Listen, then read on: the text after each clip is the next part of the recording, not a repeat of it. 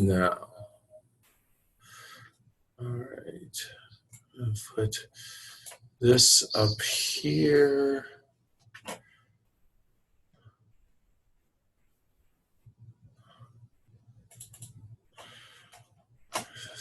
List is over there.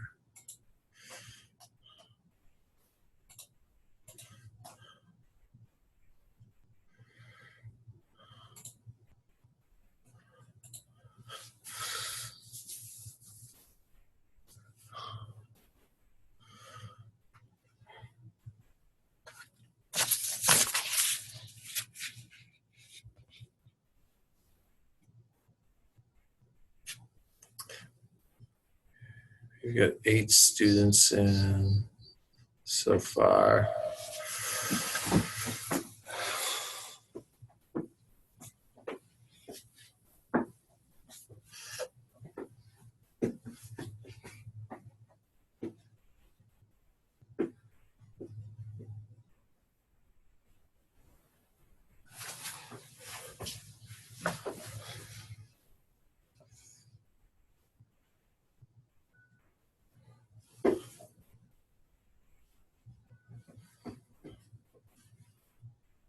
Ten students.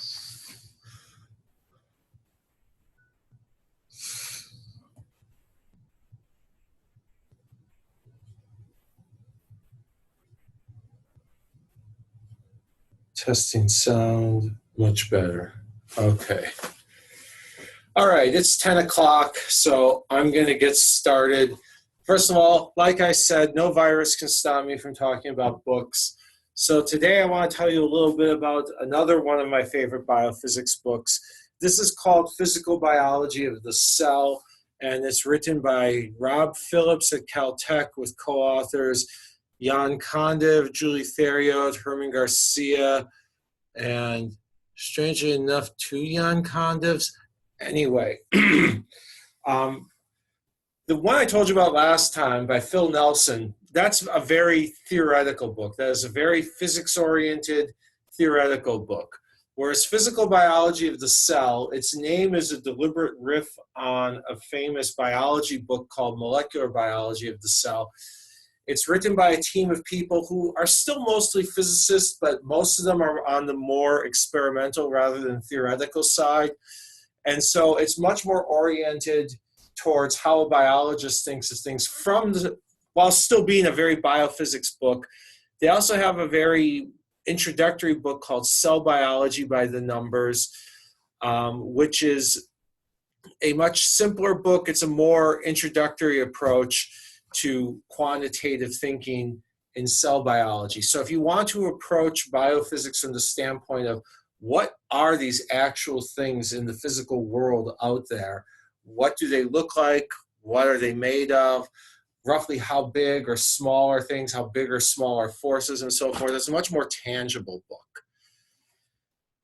Anyway, now before we get into today's topic of thin films, first of all, a change to the homework policy, which you probably saw posted on Blackboard. Instead of just dropping the lowest problem set and the 2 lowest short homeworks, I'll drop the 3 lowest short homeworks and the 2 lowest problem sets.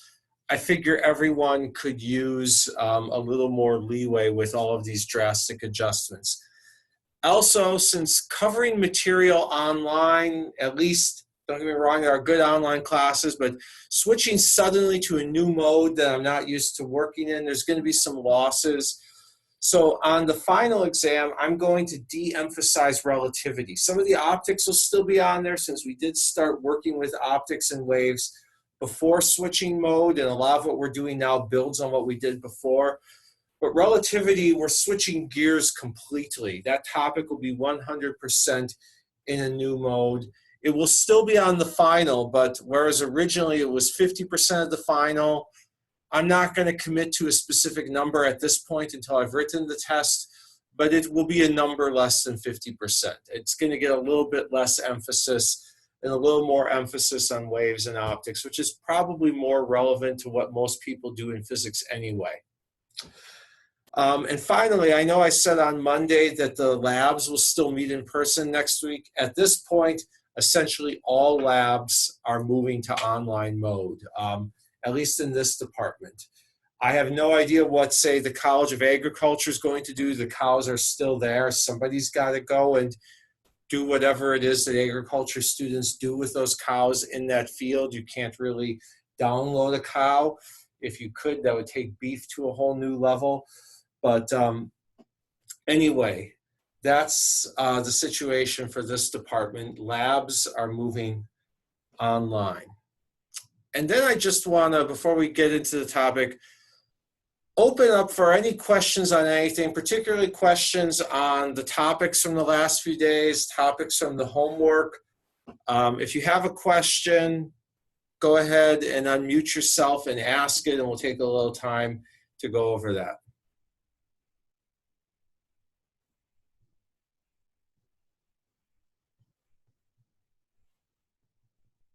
That last homework was completely understandable.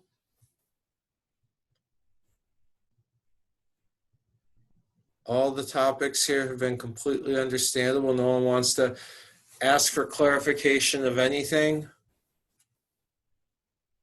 Everything's made perfect sense, even with all these transitions.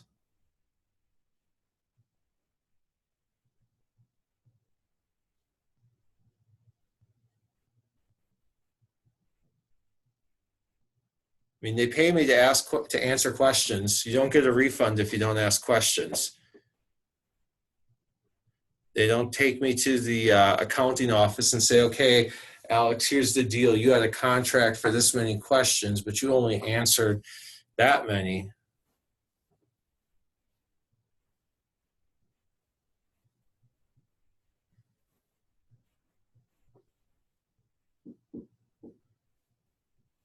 Okay, well, then let's move to thin films. So for the next two classes, we're going to talk about a phenomenon that you've already seen in a lot of settings. You've already seen at some point colors that appear with reflected light, and the colors change based on the angles that you look at things from. You've seen it on soap bubbles. Here is a particularly dramatic illustration. Usually with soap bubbles, you only notice it maybe near the edges, but somebody did a really good job here with this photograph. You see it in oil slicks. You see it in say, things like pigeon feathers, believe it or not. You see it in, great, now I'm blanking. Well, we saw it last time in Newton's rings when we pressed two spherical surfaces next to each other. And it basically comes from the idea that you've got light coming in, and some of it reflects off of the first surface, and some of it goes in and reflects off of the second surface. And yes, technically there is light that comes in, reflects off of the second surface, goes up, then goes down, then goes up, then comes out again, or reflects here, goes up and down several times. But we can understand almost everything just by looking at the light that either bounces off the first surface right away, or that goes in, bounces off the second surface, and then goes out. And the reason is that everything else, all of the other bouncing back and forth, only a certain fraction of the light bounces each time. Only a certain fraction bounces here. And of the light that bounces here, only a fraction of that bounces back. And then a fraction of that fraction bounces back again. And then a fraction of that fraction bounces back again. So as you go through more bounces, you're taking a fraction of a fraction of a fraction. And those get very small very quickly. On Friday, we'll do some estimates of just how small they are. But I'm just previewing that, yes, there are other things. Yes, I am simplifying, but it's a quantitatively valid simplification. And in fact, if you did the full calculation, you turn out to get almost exactly, in some cases, truly exactly the same result. So we're just going to look at the light that bounces off here and the light that bounces off there. And the key thing is that the light that goes through and then bounces at the second surface, well, it took a little more time. And because it took a little more time, when it comes out here, it's at a different point in its cycle. What you're seeing is a combination of the light that just bounced right now and the light that came in a little bit earlier. And so you're adding two waves at different points in their cycles. We saw this earlier in the semester when we talked about sound. I guess we heard it, not saw it, but you know what I mean. We encountered that phenomenon when we talked about sound waves interfering with each other. And now we're encountering that phenomenon with light waves. And although a lot of the time people talked about this in terms of colors, they talk about it in terms of looking at which wavelengths interfered with each other constructively, so you got much stronger reflection. A common application is to make anti-reflection coatings, to set things up so that the light that comes in and bounces here cancels out the light that goes in and bounces there. That the time it spent here was exactly a half cycle, so that if this stuff coming in just now is at its peak, what it's seeing is the stuff that came in a half cycle earlier at its trough, and vice versa. And the result of that is, here's a piece of glass with an anti-reflection coating. And we're looking at it from an angle that it wasn't optimized for. And then we're looking at it head on. And if you're looking at it head on, it looks exactly like the background. The only way you even know there's a piece of glass here is that the edges are a little bit different.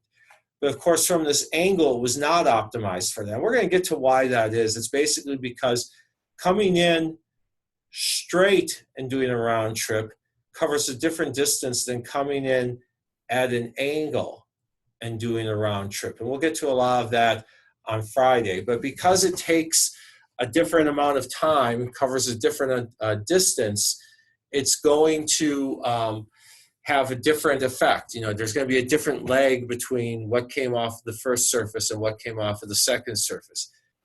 And a very practical application of this is to put anti-reflection coatings on lenses. If light can just reflect off of the surface of a lens, well, then light could also bounce back and forth inside of a lens many times. If there are strong reflections, then it could bounce back and forth.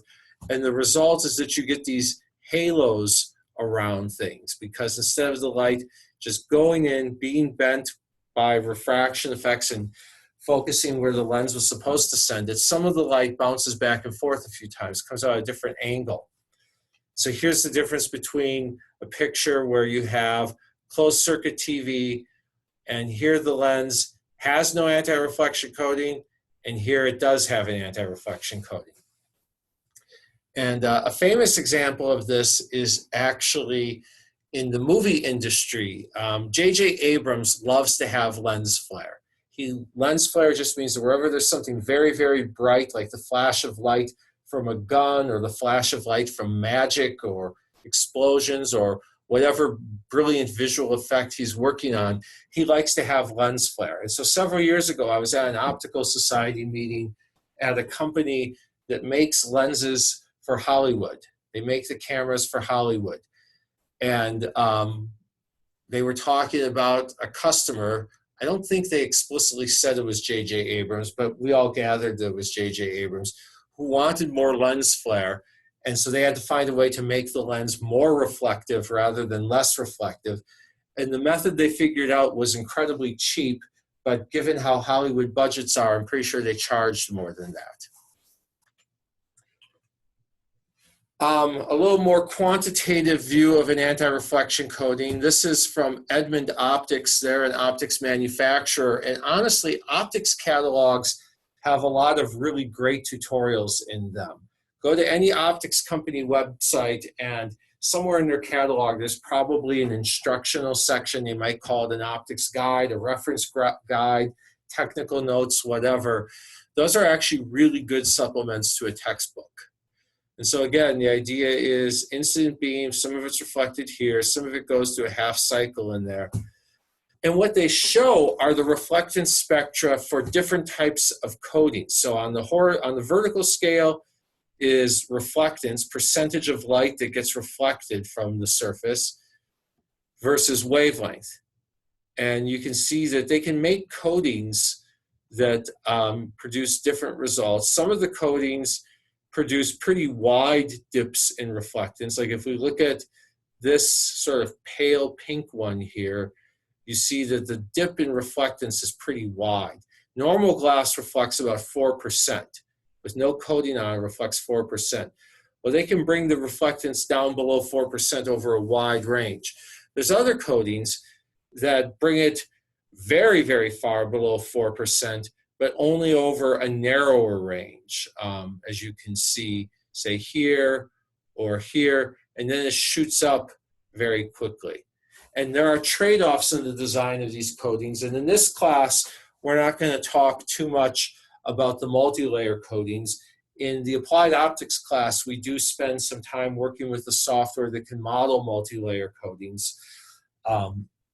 And I will tell you that there are people who spend their entire careers working on thin film coatings. The hard part is not really the physics of it. That theory is something that you can learn in not that much time of intense study. The real problem is it's great to say, hey, I need a material, a coating that's this thick and has this refractive index, but to make something that has that thickness and refractive index and sticks to glass and is mechanically robust and will not crack when you heat it or cool it and will withstand whatever other conditions you need to subject it to. That's the hard part. And so people spend their entire careers on making those kinds of coatings, and they get paid quite handsomely for it.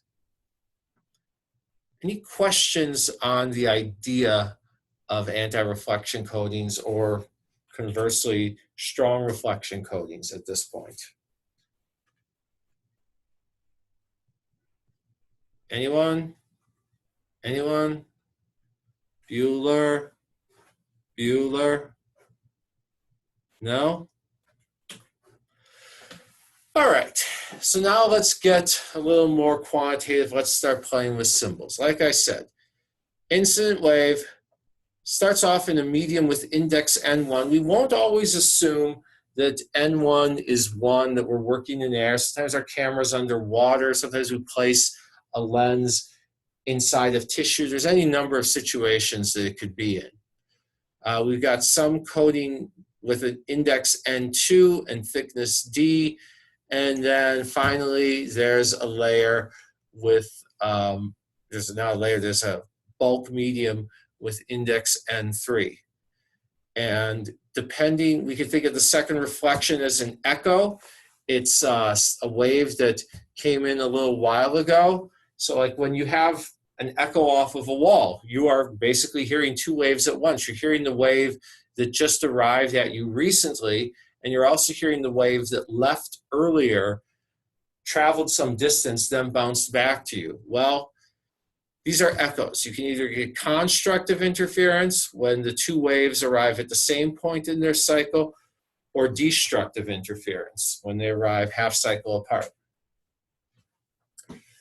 All right, pretty easy idea, except that first of all, if we're going to try to do a calculation, the wavelength in the coating is not lambda naught. So if we want destructive interference, we want a half cycle of difference, we can't just say, hey, let's make it so that the round trip distance, 2D, is equal to half a wavelength. Instead, we have to say that the round trip distance, 2D, because it goes D and then D, is 1/2 lambda over N2. And if we do that, then we get the prescription that if we want an anti-reflection coating, which is not always what we want, but if in many cases what we want, then we should have a quarter wave coating. The thickness of the layer should be 1/4 of the wavelength in this material. Now, some people always start saying, wait, so if the wavelength is 600 nanometers, does that mean we want 150? No, we would want 1/4 of the wavelength in here, or they think it's the wavelength in there. No, just the wavelength in here. If that were the only complication, thin film design would be trivial. But there is a second complication, which is that when waves reflect off of a higher index medium, they get an extra half cycle phase shift. Here's what I mean by that. Here we've got a wave coming in, right? And I've drawn it so that at the instant where we took a snapshot, it hits the surface at the peak of its cycle. When the wave comes out, when it reflects off of the first surface, it gets flipped upside down. So it's coming out at the bottom of its cycle. So if we want destructive interference between this and this, we want this wave coming out at the top of its cycle. Because yeah, the wave came in at the top, but the first reflection got switched to the bottom of its cycle. And this is one of those things that for now, we're just going to take it as a fact. We'll derive this fact on Friday, but for now, we're just going to assume that it happens and see what predictions we can get if we apply this rule. The reason why I'm asserting this rule rather than deriving it is that the derivation is some rather complicated math. So I'd rather start off with just talking about what the waves do, and then we'll talk about why they do it. Okay, so we need a wave. It's coming in at the top of its cycle. We need to have it come out at the top of its cycle, because this one, as soon as it gets reflected, switches to the bottom of its cycle. So you might think, oh, okay, well, comes in at the top. We need to come out at the top. Do we want to go through a full cycle? Not quite. And the reason is that I just said that anytime something reflects off a higher index medium, it flips upside down. So yeah, there's a half cycle flip here. There's also a half cycle flip here. And I haven't drawn that because if this is our wavelength from here to here, making this a quarter wave thick and drawing all of that, it wouldn't be visual at all. So we're just going to have an exaggerated thickness and draw something to indicate the round trip. So the way we're going to do all of this, the way we're going to keep track of it is we just add up all of the phase shifts. We're going to say that here's our second reflection, and it gets two phase shifts. It gets a half cycle phase shift because it reflected here. And in addition, it gets another phase shift, which is equal to the distance traveled divided by the wavelength. So 2d, that's the round trip distance travel, divided by lambda over n2, which is the wavelength inside the medium where it did that. That's this phase shift. Then the other wave reflected here just gets a half cycle phase shift. And the difference between those, in order to get destructive interference, well, it could be a half cycle, or it could be 1.5 cycles, or 2.5, and so forth. Any of those will give you destructive interference. So we're going to write that as 1/2 plus m, where m is an integer. And we set all of that equal to 2 n2d over lambda. And remember that the n2 is up top because we're dividing by lambda over n2, and 1 over n2 is n2. And we put all that together, and this is what we get. D equals lambda over 2n2 times 1/2 plus m. And if m equals 0, then indeed we get the quarter wave prescription. Any questions so far? Anyone? Yeah, Ben. Is this just for when it's destructive interference, or is this all the time? Well, if we wanted constructive interference, then instead of having the difference be a half cycle or 1.5 cycles or 2.5, etc., we would want the difference to be 0 cycles or 1 cycle or 2 cycles.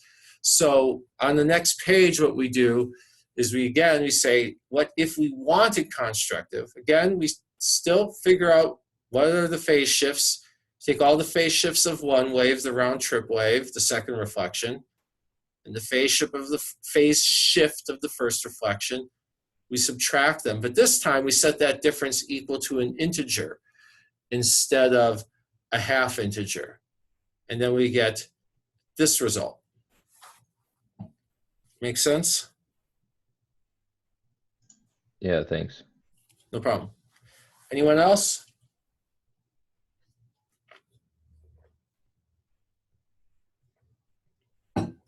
Okay, so we get that the thickness, in this case, should be an integer multiple of the half wavelength. You might say it's not half the wavelength, it's not lambda over 2, it's lambda over 2n2. But remember, lambda over n2 is the wavelength in that material. So this is m times 1/2 of the wavelength in that material. And conversely, if someone told you the thickness and then asked you which wavelengths will reflect strongly, then you would just flip that equation around and you would get this. And you're going to have both situations. I think it's more common that people try to figure out the thickness in terms of the wavelength. You're given an unknown specimen and you're asked to figure out how thick is the layer. And you figure out the thickness of that layer by doing this math. And this is not just done with visible light.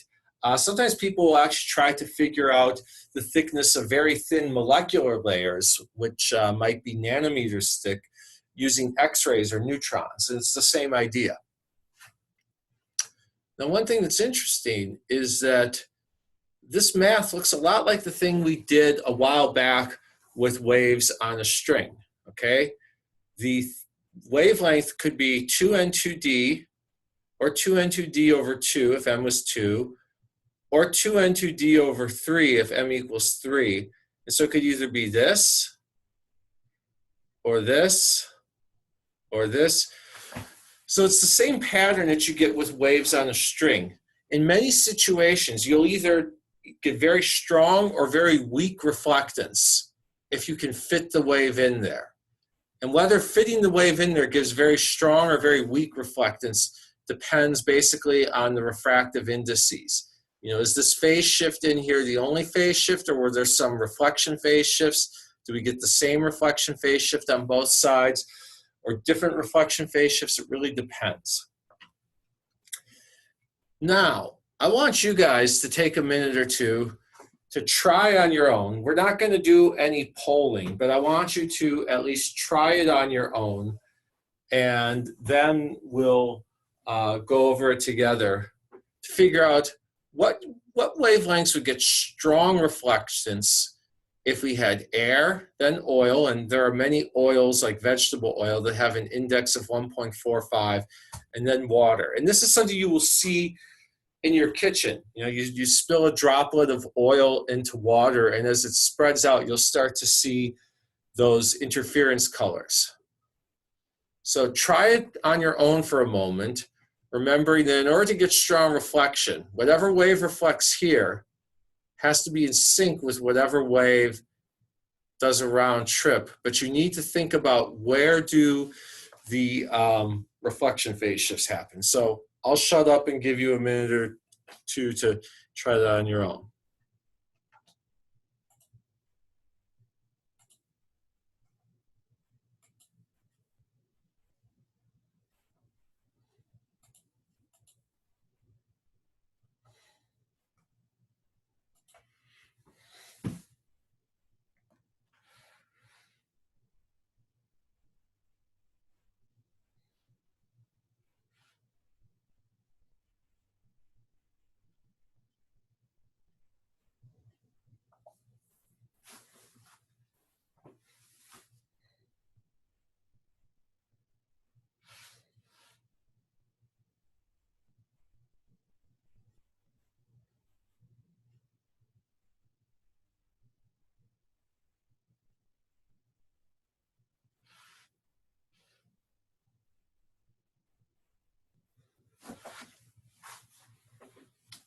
Just take 30 more seconds.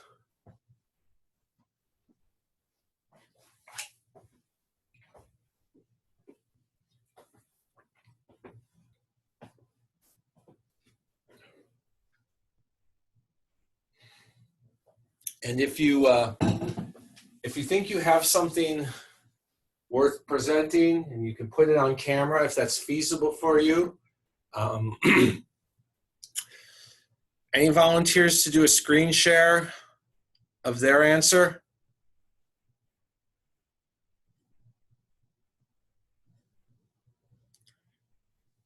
Going once, going twice. No takers. Okay. So here's what's going on. The second reflection. Did the second reflection get a phase shift here? No, because the second reflection is in a medium with index 1.45, and it's reflecting off of water, 1.33. Now, the first reflection certainly got a phase shift because it's a wave that's in air bouncing off of oil, 1.45. So here's the problem that we have to solve.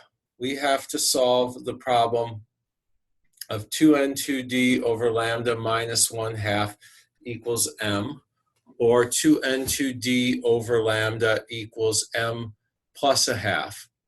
And this winds up giving us, we get m plus 1/2 over here. This looks a lot like what we had for the anti-reflection coating. So you may be thinking, wait, isn't that just the formula for an anti-reflection coating? Well, there is no such thing as the formula for an anti-reflection coating, because it all depends on what the relative refractive indices are, how many of these half-cycle phase shifts we get or don't get and where we get them. So in this case, we've got a phase shift due to the distance traveled, 2d over n2 lambda, and a phase shift due to reflectance of the first wave, and their difference is this. And so we can do the math, and we get that lambda equals this. And let's say it's a micron thick, 10 to the minus 6 meters. That would be a typical number. Well, we can start plugging in 2n2, n2 is 1.45, twice that is 2.9. So 2n2d is 2.9 times 10 to the minus 6. We start plugging in different m values. And first we get a bunch of infrared wavelengths, longer than 10 to the minus 6. And then we get 8.3 times 10 to the minus 7, or 830 nanometers. That's still infrared, although it's near infrared. Then we get these 3 visible wavelengths, and then we get this one that's right on the border between visible and ultraviolet. And so I've plotted all of the strong reflectances here, the wavelengths that give strong reflectance. And in between each of those, if we had done the other case, there would be a wavelength that gives minimum reflectance. And so you would get a reflectance spectrum that oscillates like this. And it's important to note that the minimum is rarely 0 unless the strengths of all the reflections exactly cancel. I said exactly 0, I should have said exactly cancel. That shouldn't be too surprising to you. If you look at these coatings, you notice how many of the coatings never touch the axis. There are a few spectra that we could look at and we could say, well, maybe that touches the axis. Maybe. They didn't draw it very well in the catalog, trying to keep a few manufacturers' secrets. But there are plenty of coatings where the reflectance never goes exactly to 0. And so that's actually pretty common, but you can get a drastic reduction. Now here's another way to interpret these formulas. In every case that we do, we're going to be getting the 2n2d over lambda is either m or m plus 1/2. And which one it is depends both on whether we're looking for constructive or destructive interference and whether we've got reflection phase shifts at both interfaces or just one of them. But no matter which formula we get, no matter which case we've got, if we multiply both sides by 2 pi, we're going to get 2 pi n2 over lambda, which, hey, that's nk naught, multiplied by the round trip distance is equal to 2 pi m. And in radians, a cycle is not 1. In radians, a cycle is 2 pi. You know, when we have an oscillating function, if you go through one cycle, then the input to that function has changed by 2 pi. And so we see that we could rewrite all of these conditions as saying that k, whatever the value of k is inside the coating, multiplied by the round trip, was equal to an integer multiple of 2 pi, or an integer number of cycles. We're not going to go too far with that calculation today, but I want you to hang on to that because it will matter next time when we talk about reflectance at different angles. So far, we're just doing everything head-on at normal incidence. Now, here's another case that I want you to try on your own for a minute or two. Now we've got light that's traveling in water, and then it hits a high index oil. Okay, it hits an index with N equals 1.6. And such oils are actually common. I'm not sure if commercial crude oil has that, but oils like that are actually deliberately used in a lot of optical imaging for reasons that we can get into some other time. So I know that oils with N equals 1.6 are available. And so I want you to see if you can derive formulas for the wavelengths that give maximum and minimum transmittance. Remember that for the maximum, the difference between the phases will either be 1 cycle or 2 cycles or 3 cycles. And for minimum, the difference will be a half cycle, 1.5 cycles. So take a minute and try to do that, and then we'll discuss.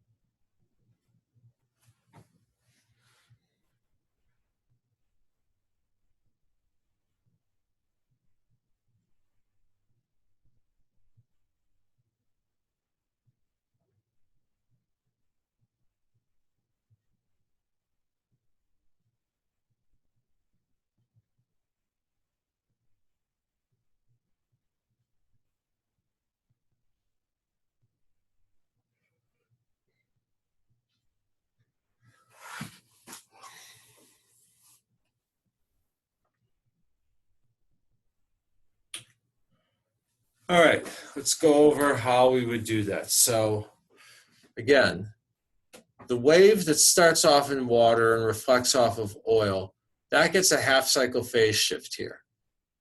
But the round trip wave, there's no phase shift here because it's reflecting off of air, which has a lower index. So again, we've got 2n2d over lambda, because remember, that's the distance traveled divided by the wavelength in there, minus a half, and that's going to be equal to m for constructive interference. And we'll get this. Or we could set it equal to m plus a half and get destructive interference, and we'll get this formula. And now we run into something a little bit different. Instead of getting m or m plus a half, we get m plus 1. And so a natural question to ask is 0 an allowed value of m? And my answer is that in this case, yes, 0 is an allowed value of m, because if we plug in 0, we get something that makes physical sense. We get that the thickness, that the wavelength is just 2 times the thickness times the index. Or if we were to divide the wavelength by n2, then we would get, let's see if I can do that on here, annotate. If I were to do that,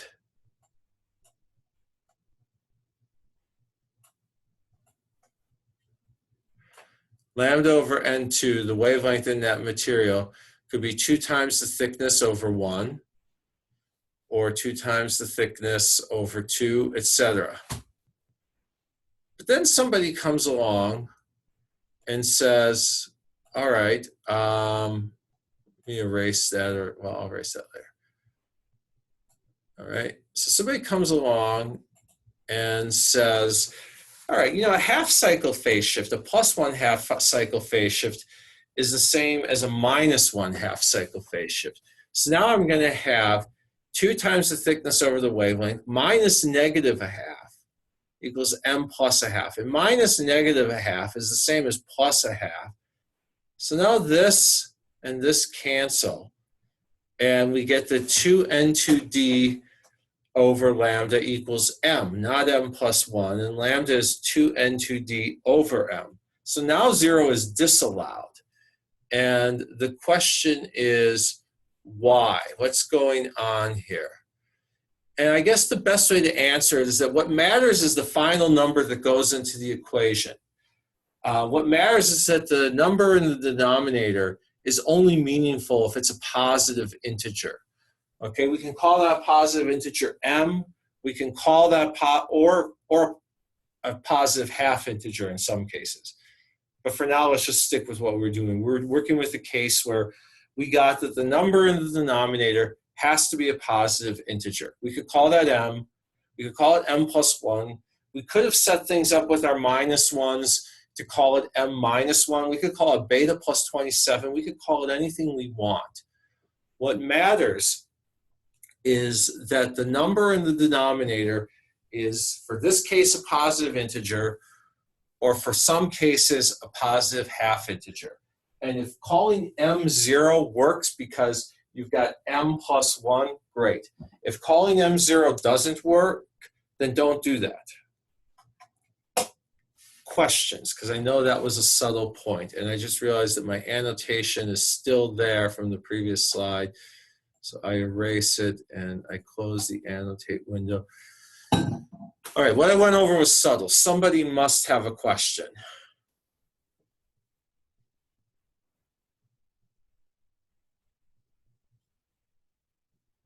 Anyone?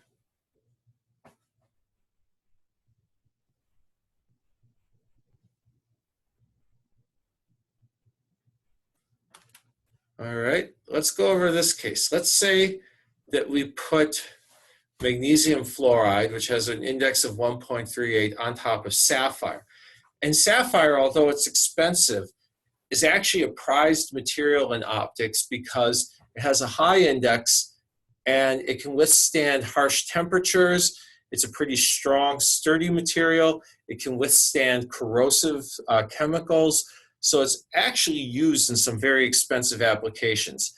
You won't see sapphire in commercial products, but when I go to presentations by people making optical equipment for the military, I will hear sapphire discussed a lot. The military has an insane budget, and not all of that is because of political insanity or whatever. Some of that is because, you know, that it's a smaller market. They're not making things that will be sold to 300 million people.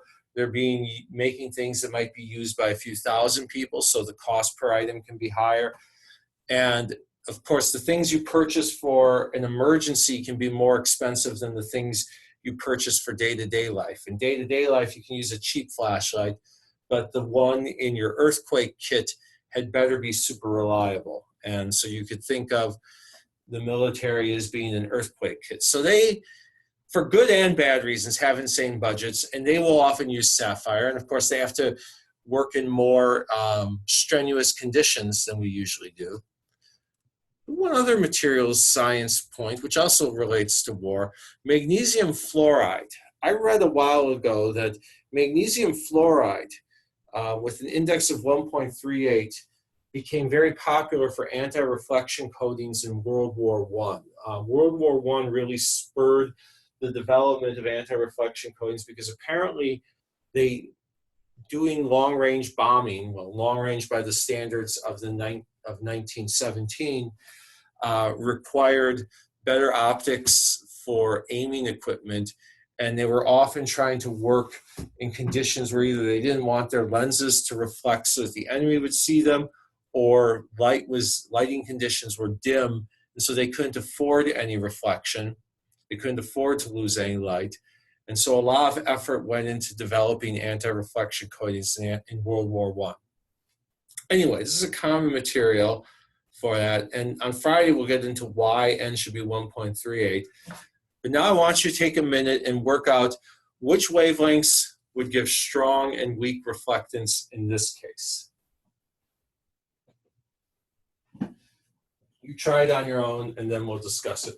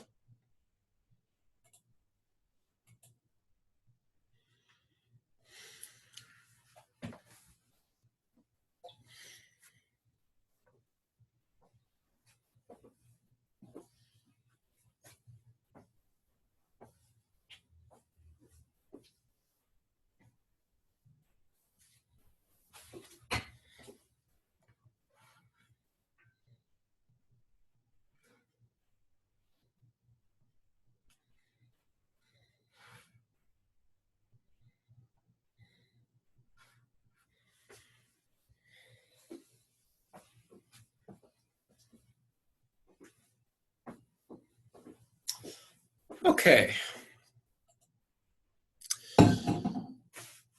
So again, we've got a half cycle phase shift of the first reflectance because air has a lower index than magnesium fluoride.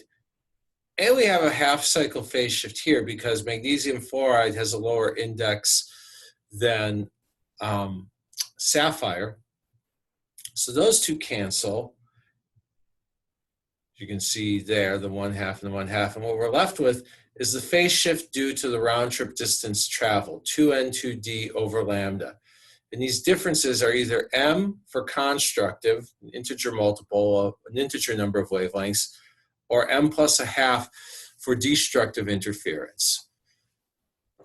And so we finally get this formula. And it's the same as we had much earlier for glass, right? For magnesium fluoride on glass. Because even though the specific numbers are different, the pattern of low, middle, and high remains. And so because of that pattern of low, middle, and high, so you go from at each interface, the refractive index is increasing, which means that at each interface we get a half cycle phase shift. So one last case, air, glass, air. Conditions for minimum and maximum reflectance.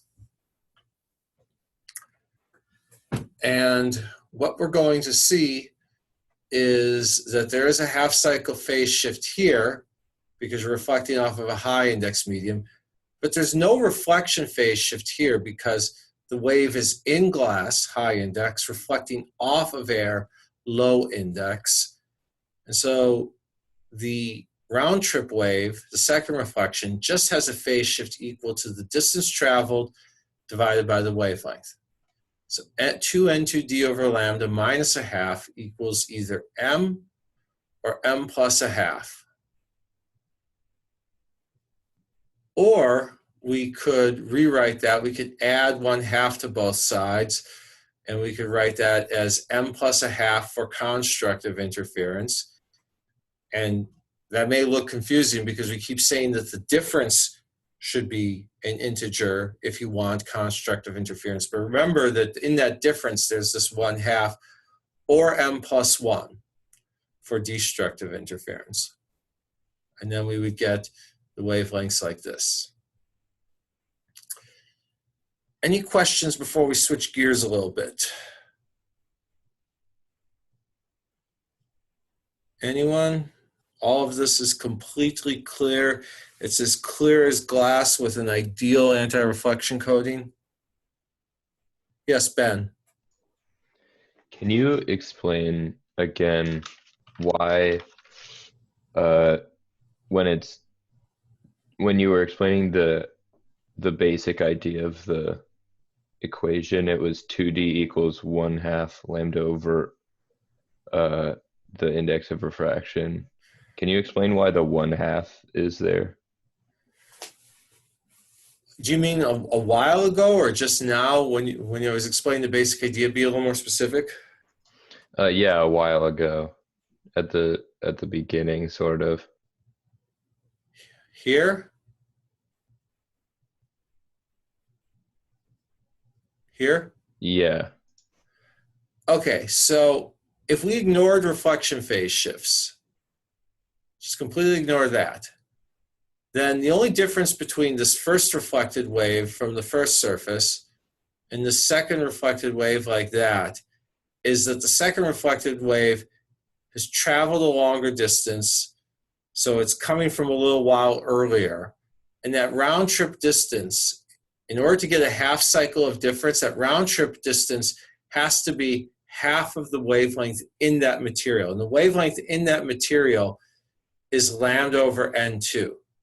If it's a half cycle difference, then that means that when this is reflecting at the peak of its cycle, this, a half cycle earlier, is coming from a half cycle earlier when it was at its trough. Does that help? Yeah. Because when two waves are a half cycle out of sync, the peak of one is overlapping the trough of another. Wherever one of them is positive, the other is negative. And when you add them, they cancel out. And when two waves come at us, when two light waves come at us, that really is just the adding of waves, because the adding of fields, because light waves are electric fields. They exert forces on electrons, and the electron is feeling a combination of two forces. One of those forces is a vector pointing up. One of those forces is a vector pointing down. They cancel out, and so the electron feels either no force, or if they only partially cancel, a weaker force.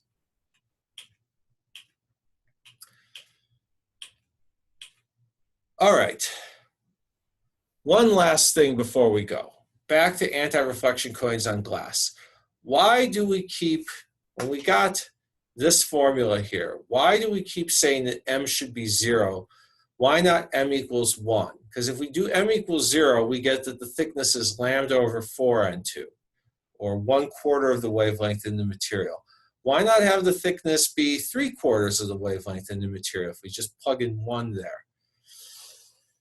To see why, okay, let's say that we're going to design for a wavelength of 600. We want to minimize reflectance here. Of course, if we minimize reflectance here, reflectance will be a little bit higher there and there. So 600 is the wavelength we designed for. The thickness should be 108.7. And we could ask, well, what wavelength that would give maximum reflectance? And to get maximum reflectance, the difference between those two phase shifts, which we derived earlier, was 2n2d over lambda. That difference now should not be m plus 1/2, it should be an integer. So let's say that integer is 1. Then we can go through the algebra, figure out what wavelength we would get maximum reflectance at, and we get 300 nanometers. And then m equals 2 would be at even shorter wavelengths. Okay, so that's if we use this thickness. We use 1/4 of the wavelength in that material. But somebody says, you know what, I don't want to do 1/4 wavelength. I want to do 3/4 of the wavelength for whatever reason. So instead of using this thickness, they use this thickness, doing the algebra for that. Then they say, okay, the thickness is this. For what wavelengths will we get constructive interference? We'll get constructive interference when lambda is 2n2d over an integer for reasons derived previously. So we start plugging in numbers, and we get constructive interference at 900, 450, and 300. Thinner films mean narrower spectra, okay? It means that instead of getting, remember, for the thinner film, we get minimum reflectance at 600, maximum at 300. So we have to go out to pretty short wavelengths before we get strong interference. It's a coating that's working well for a while, not just at one wavelength, but for a lot of neighboring wavelengths. If we use a thicker film, this wavelength giving a reflectance maximum is 450 nanometers. It's much closer to 600. So we're not going to have something that's working well across the entire visible spectrum.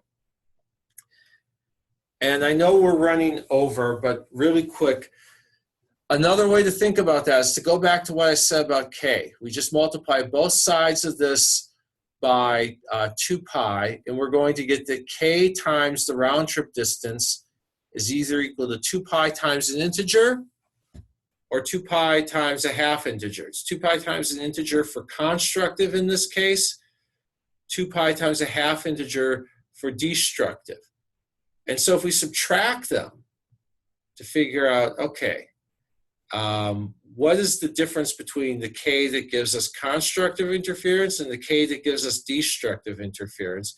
We do the algebra, and that difference in K values is pi over the thickness. So if you have a small thickness, there is a very wide spacing between the K value that gives you constructive interference and the K value that gives you destructive interference. Whereas if you have a thick layer, a smaller change in K or a smaller change in wavelength equivalently could take you from destructive to constructive. I'll stay online for a minute or two if people have additional questions. Otherwise, we'll continue on Friday. Please make sure to scan and upload your assignments in Blackboard. And as always, I am available by phone, by email. I guarantee that I'll be by my phone during office hours. If I start doing office hours from home, I'll give you different contact info. But have a good day. And if you have a question, just unmute yourself.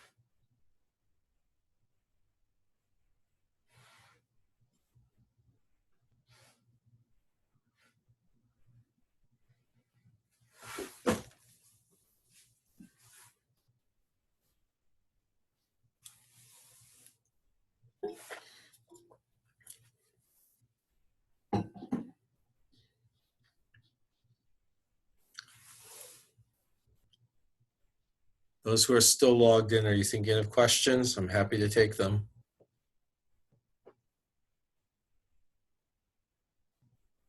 Professor, so you know how the example with air and MgF2 and sapphire? So Yeah. like in these questions, right, we're only analyzing the reflection. So there's no like transmission in the sapphire problem? Oh, there's absolutely transmission. We're just not calculating it. Oh, okay. And that also applies to the other examples as well? Like, Yeah. There's okay. absolutely transmitted light. I mean, look, light's got to go somewhere. Okay. Yeah. There's absolutely transmitted light. We're just calculating the reflectance right now. Oh, okay. Got it. If the reflectance is maximized, the transmittance is minimized and vice versa. Mm-hmm. Okay. All right. Thank you. You're welcome. Andrew, you're still logged in. Do you have a question?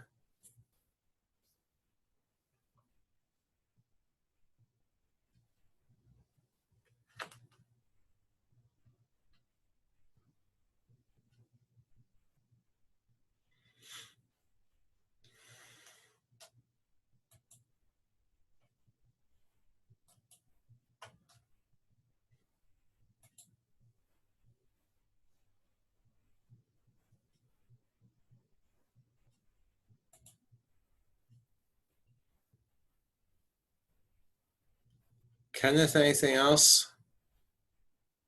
I think that's it.